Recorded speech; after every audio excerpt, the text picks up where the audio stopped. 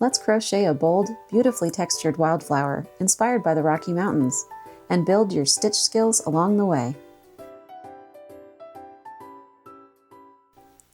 Hi there, Jennifer here. Today I'm going to show you how to crochet the blanket flower applique. Inspired by the vibrant red, orange, and yellow blooms of this Rocky Mountain perennial, this intermediate level design is full of rich texture and thoughtful construction. Throughout this tutorial, you'll encounter a variety of stitches and techniques, including puff stitches, post stitches, spike stitches, picots, standing stitches, and shaping that requires working into some non-traditional stitch locations.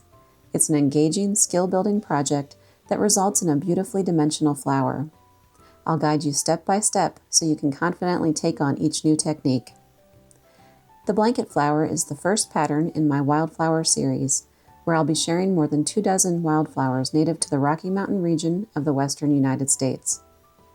If you'd like to learn more about this project, check out the link in the description below. And if you'd like the written instructions for this flower, I'll also leave a link to the free pattern on my blog. Let's begin. For this tutorial, I'm using Cascade 220 Superwash Sport lightweight wool yarn in the colors burgundy, tomato, coral, and daffodil. You'll need about 11 yards or 4 grams of daffodil and about 5 yards or 2 grams of each of the other colors. I'm using a size F 3.75 millimeter crochet hook, and you'll also need a pair of scissors and a tapestry needle for weaving in your ends.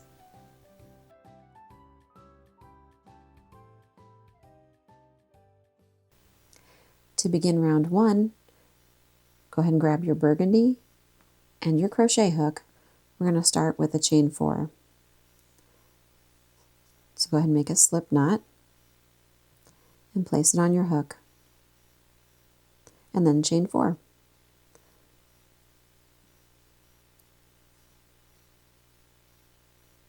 Next, we're going to work a slip stitch in the 4th chain from the hook. So 1, 2, 3, 4. That's the first chain that you made. And this creates a ring that we'll work into for the rest of the round.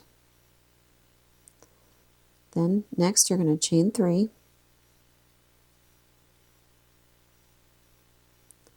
And this counts as the first half double crochet and chain 1.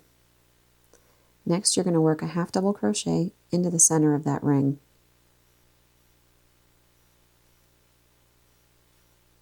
See, into the center there.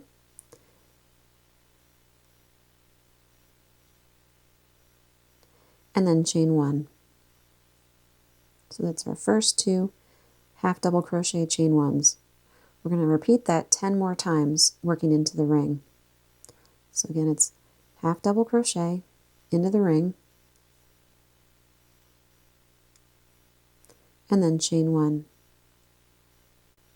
then just keep doing that all the way around until you have 12 half double crochets, and I'll meet you at the end. I've reached the end of the round, and I just need to make one more chain 1, and I've worked 12 half double crochets into that ring. So once again, the first half double crochet is actually that chain 2 that started our round, and then we have, so that was 1, so 2, 3, 4, 5, 6, 7, 8, 9, 10, 11, and 12. And there's also 12 chain 1 spaces. To join at the end of this round, I'm just going to slip stitch in the second chain of our beginning chain 3. So 1, 2, right there. Just slip stitch in that chain, and your round is complete. To begin round 2, we'll start by making a slip stitch into that first chain 1 space. Next, we're going to work a beginning puff stitch into that same space. And there's 2 different ways that you can go about this. I'm going to go ahead and show you both methods, and you can choose which one works best for you. So for this first method, you're going to chain 2. And that just kind of gets you to the height that you need to be at for the rest of the stitch. Next, we're going to work the rest of our puff stitch, like I said, into that chain 1 space. So yarn over, insert your hook into the space, yarn over and pull through, We're going to repeat that 2 more times. Yarn over, insert your hook into the space, yarn over and pull through. Yarn over, insert your hook again into that space, yarn over and pull through. You'll have 7 loops on your hook. Yarn over and draw through all 7 loops. And then the next step is to chain 2. So you can see that on the side, you can kind of see those 2 chains that began our stitch. If you'd like to avoid having those 2 chains there, there's one other way you can use to start your puff.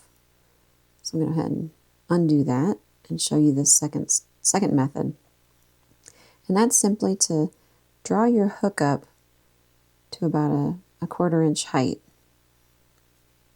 And then yarn over like you normally would, and insert your hook into that space, yarn over and pull through. And then repeat that 2 more times, just like a normal puff. Yarn over, insert your hook into the space, yarn over and pull through. And then yarn over, insert your hook into the space, yarn over and pull through. Again, 7 loops on your hook, yarn over and draw through all 7 loops. And then the next step is to chain 2. And see how there's the loop that we pulled up at the very beginning to start our stitch instead of the chain 2. See how it kind of blends in with the rest of the puff stitch now. So we can go ahead, choose whichever method you like to make your first puff, and then we'll go ahead and continue with the rest of the round. So we've made our chain 2. Our next step is to make a puff stitch into that next chain 1 space. So to make a normal puff, you just yarn over, insert your hook into the space, yarn over and pull through, 3 loops on your hook. Yarn over, insert your hook into the space again, yarn over and pull through. Yarn over, insert your hook into the space 1 last time and pull through.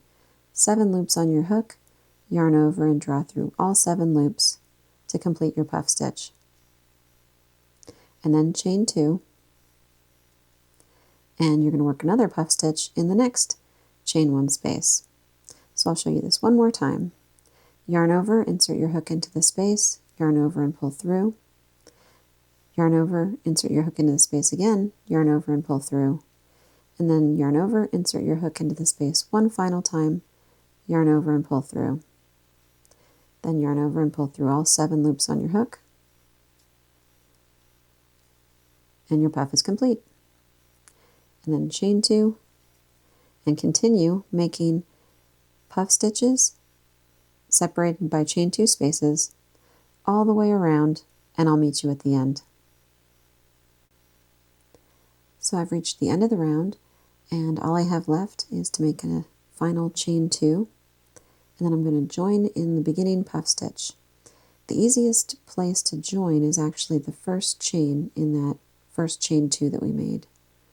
So I'll insert my hook in that first chain, yarn over and pull through, and then pull through the loop on my hook to complete the slip stitch join. And that's round 2 complete. So at the end of this round, you should have 12 puff stitches and 12 chain 2 spaces. To begin round 3, we'll start by making a slip stitch in the first chain 2 space.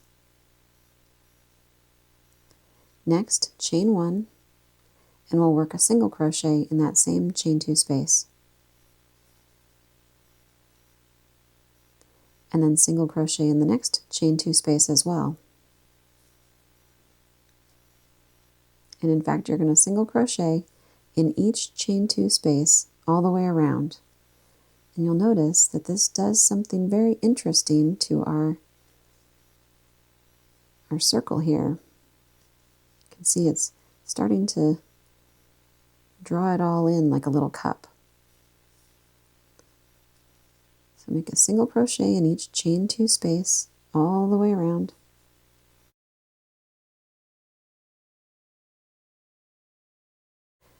I've reached the end of my round, and I just have one more single crochet to make.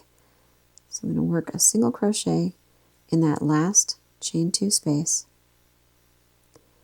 and then we're going to join with a slip stitch in the first single crochet of the round.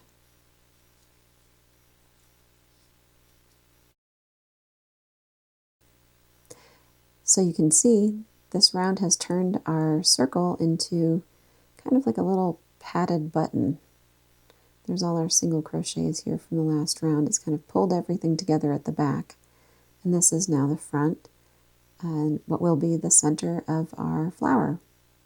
At this point you can go ahead and pull your hook out and cut your yarn.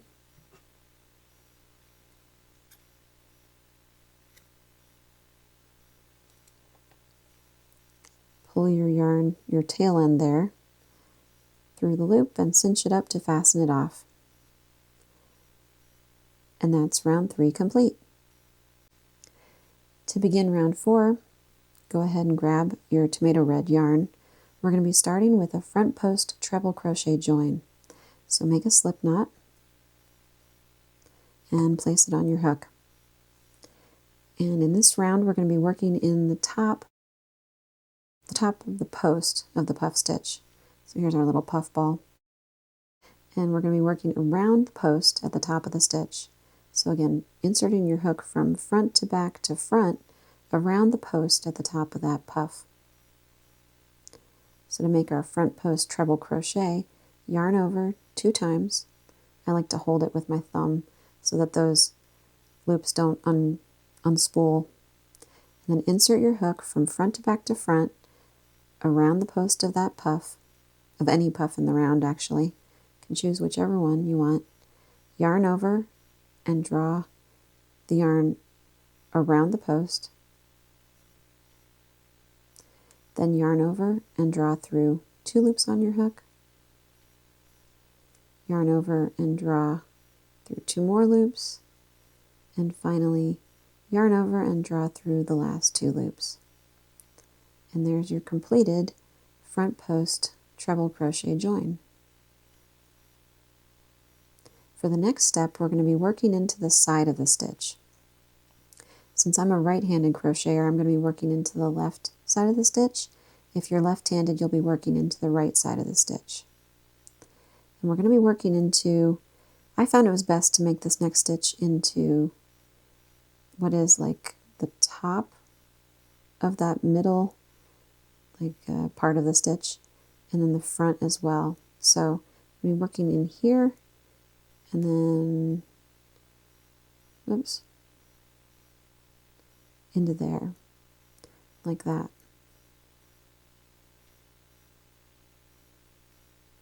Okay, so we're going to make a half double crochet into those 2 loops. So yarn over, insert your hook into the side of the stitch there,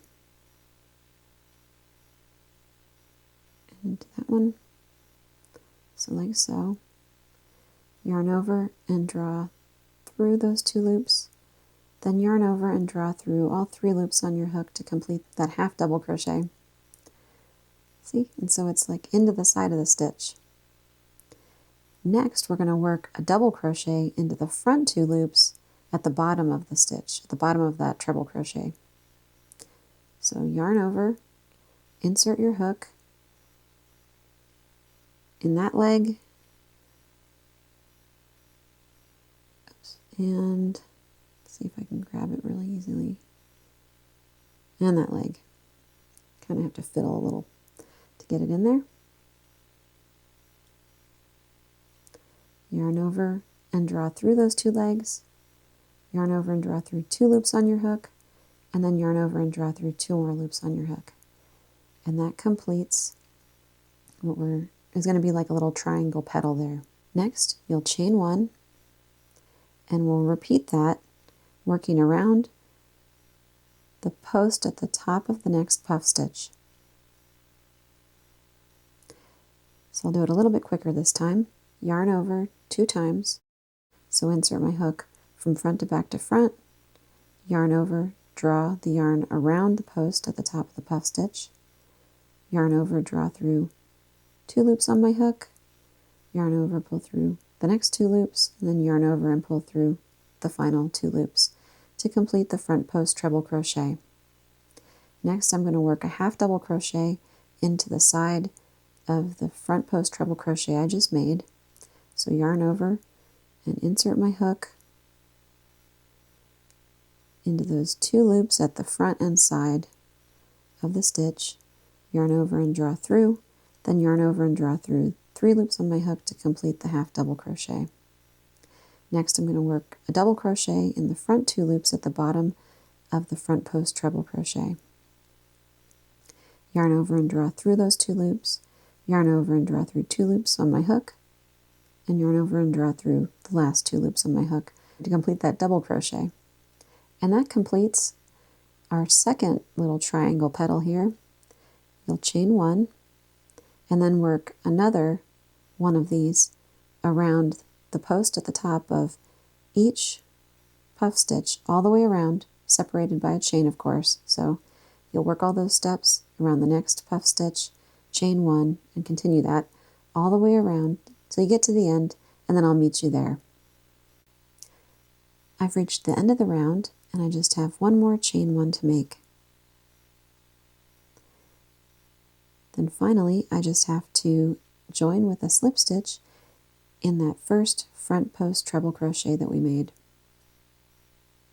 So I'll slip stitch in there.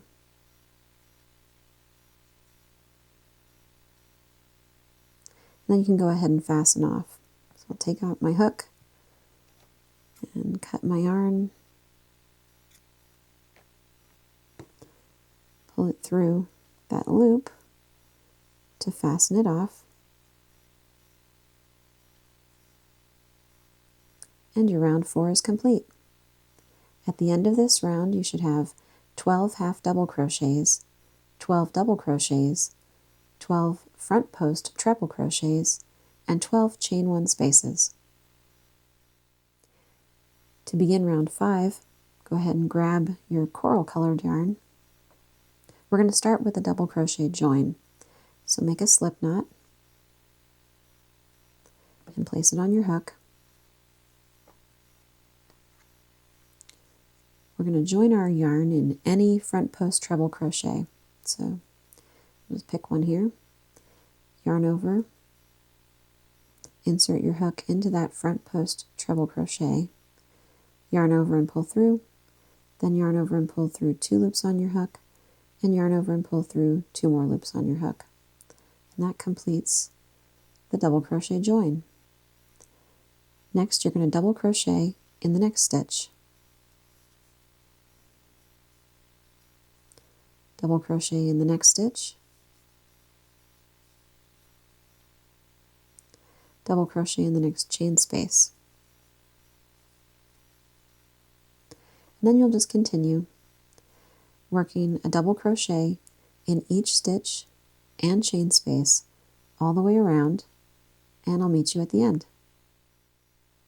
I've reached the end of the round, and I just have one more double crochet to make in that last chain 1 space. So I'll double crochet into that chain 1 space, and then I'm going to join in the first double crochet of our round. So we'll slip stitch in that first double crochet, and that is round 5 complete. At the end of this round, you should have 48 double crochet. Let's continue with round 6. To begin round 6, we're going to make a chain color change. So go ahead and grab your yellow, your daffodil. I'm just going to make a loop, like so, at the end of my yarn, my new yarn, and place that on my hook, and then draw it through the loop on my hook to complete the color change. You can grab your old color and cinch it up a little bit, pull on it to cinch it up, but that basically completes the color change. While we're here, let's go ahead and cut the coral colored yarn and set that aside. We can continue with daffodil for this next round. Now that we've changed colors and we're working with our yellow, we're going to start with a single crochet in the first double crochet of the round. This is the same double crochet that we joined to at the end of the last round. So right there at the base of our chain. We'll single crochet here, and then we're going to single crochet in each of the next 2 double crochets as well.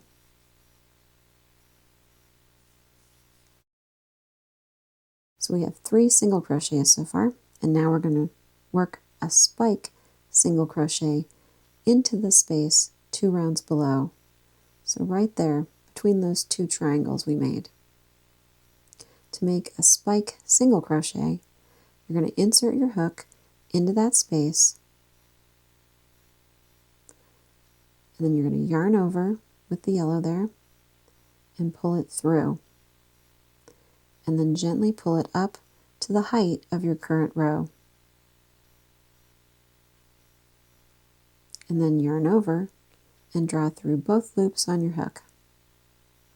And if you need to, it's kind of a tall stitch there, a tall way to go. If you need to, you can kind of readjust it so that it sits nicely in the center of the space there. It's okay if you have to adjust it a little bit. That's basically your spike single crochet. And then, of course, since this is a spike stitch and you're working into the row below, you can completely ignore the double crochet from the current round that's kind of behind it. You can just, it's like back there somewhere, you can just totally ignore that and go on to the next double crochet. So once again, in this round, we're going to be working into the space when we make a spike single crochet into the space between triangles, and we're going to completely ignore that double crochet that was worked into that space as well. Okay? So let's go ahead and do this again. We're going to single crochet in each of the next 3 double crochets.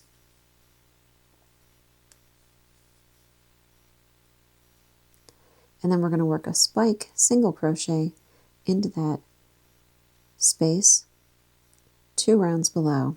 So right there. Insert your hook into that space, yarn over, draw through the space, and then draw it up to the height of your current row. Yarn over and pull through the loop on your hook to complete the spike single crochet. So go ahead and continue that all the way around, working 3 single crochets and then a spike single crochet all the way around, and I'll meet you at the end. I've reached the end of the round and I just have 1 final spike single crochet to work into this last space between triangles 2 rounds below.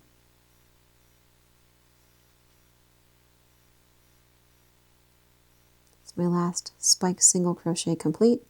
I can join with a slip stitch in the first single crochet of our round. And that is round 6 complete. At the end of this round, you should have 12 spike single crochets and 36 regular single crochets. Let's go ahead and continue with round 7. This is my favorite round of the flower because at this point we're actually like adding petals and it starts to look like a real flower, you know. So you'll start with a chain 2. That just kind of gets us to the height that we need to be at to make our petal. And you're going to double crochet in the same stitch as the join. So the first single crochet there at the bottom of our chain 2. Double crochet into that first single crochet. And next we're going to work a picot. So chain 3. And then we're going to slip stitch into the top of our double crochet. I like to do this because it centers the picot on the top of the stitch. So insert your hook. Here's the top 2 loops of our double crochet. I'm going to insert it into that front loop of the double crochet, as well as this next loop that's just below it. So insert your hook there, then yarn over and draw through the loop on your hook as well to slip stitch in the top of the double crochet. See how that picot just kind of sits on the top of the stitch there? Let's do it one more time. We're going to double crochet in the next single crochet and make another picot.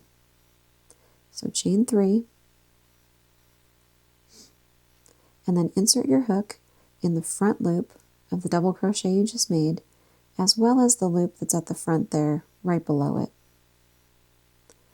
yarn over and draw through, and then draw through the loop on your hook to complete the picot. And then we'll do this one more time, working a double crochet into the next single crochet. And we'll make another picot. Chain 3, insert your hook into the front 2 loops at the top of that double crochet, yarn over and draw through, and then draw through the loop on your hook. And that picot is complete. We'll chain 2, and we're going to work a slip stitch in the same single crochet as the last double crochet that we worked. So right there. Slip stitch in that single crochet, and our first petal is complete. See how those picots just kind of sit nicely on the top of those 3 double crochets? Next, we're going to chain 1, and we'll skip the spike single crochet and work a slip stitch in the next single crochet. And then we can start our next petal. So chain 2, work a double crochet into that same single crochet that we just slip stitched into previously. Then we're going to make a picot. Chain 3 and slip stitch in the top 2 front loops of the double crochet. And we'll do that again. Double crochet, chain 3, slip stitch in the top front 2 loops of the double crochet, and one last time. Double crochet, picot,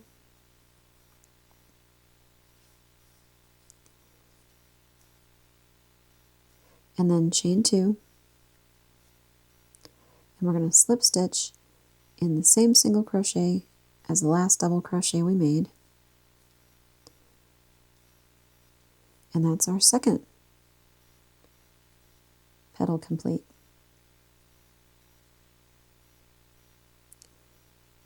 So you'll go ahead and chain 1, skip this spike single crochet here, work your next petal into those 3 single crochets, and you can continue that all the way around till you get to the end, and I'll meet you back at the start. I've reached the end of the round. I've made my 12 petals, and I just have one last chain 1 to make, like so. Then you can go ahead and pull out your hook and cut your yarn. Then go ahead and pull the tail end through that last chain.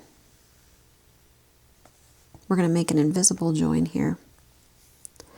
So grab your tapestry needle, put the tail end on your needle, and then locate the very first chain that we made at the beginning of our round. So right there, we're just going to insert our needle behind the front two loops of that chain. So right there and through, and then go ahead and pull your tapestry needle through that chain, and then pull it back around, and we're going to go through the back loop of the chain that we made at the end of the round.